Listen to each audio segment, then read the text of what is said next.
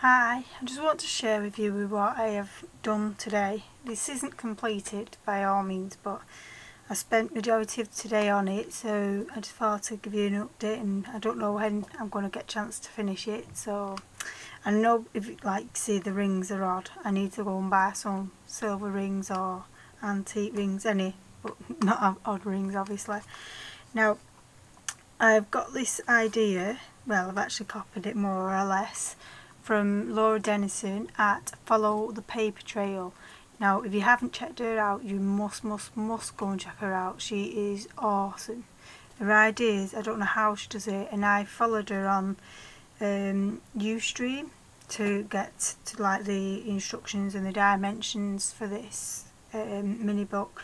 Pretty sure a video on YouTube is grunge gypsy album or gypsy grunge album or something like that it is. So as you can see, I've not done anything to the front, and I haven't done the closure or anything because I haven't done all my tags and stuff inside and all the embellishments, so I don't want to do that until all of them is done. And I still need to distress the front covers as well.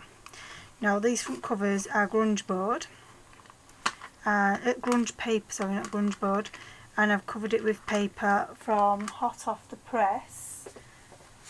It's probably a fair few years old because I've had this a while. This one, masculine scrap papers. So that's the papers I've used throughout this mini album. On this side I've coloured the grunge board because Laura said if you cover the grunge board paper on both sides, then when you're curling it over on this side particularly, it doesn't want to go very well, so that's why I wanted them both being the same. So I've coloured them with the distress inks, and then I've done some stamping with Perfect Pearls, and I can't remember the colour of this one, hold on. Perfect Gold, that's what I've used.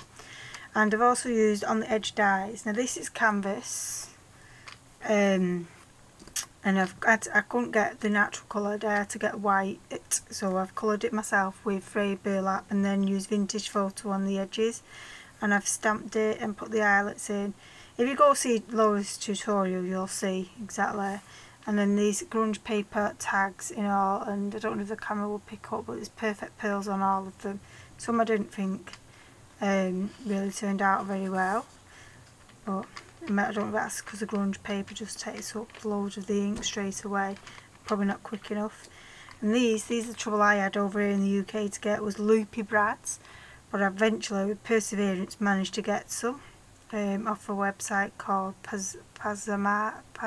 If you want to know, email me and then I'll get up on the internet what the site was called.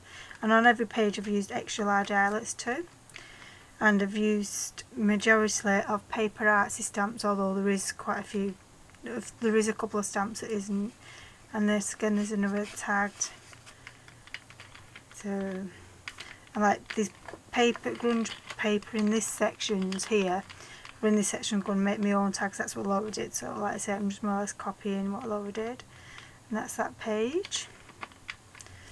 And that one, this page here, I tried to be clever and put these numbers in the background, but the 10 hit the face, so it just didn't quite work out what I wanted to do, but unfortunately that's just the way it is now, unless I make another one, which I may just do, but that means messing about with the art, taking the eyelets out and everything else. So and there's the other page, and this was beige zip, Laura used it, but I couldn't find any with the metal edgings, so I coloured the beige in the blue to tone it in, and I was hoping the teeth would stay beige as well, but as you can see they've not really, so still got the hint of beige, but it's still quite a bit blue. It was a bit difficult to colour in without catching the teeth, so unfortunately.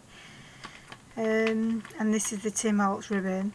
And on this one I've used Love Art brads to match in with the Love Art paper clips up here.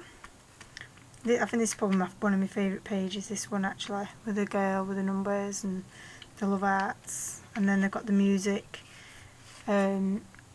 perfect pearls in the background on that.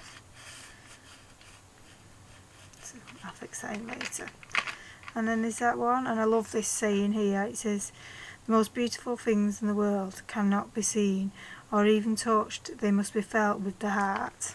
So, and that's the back page.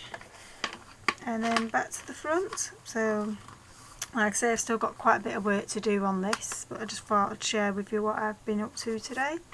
Thanks for watching. Please comment and subscribe. Thank you. Bye.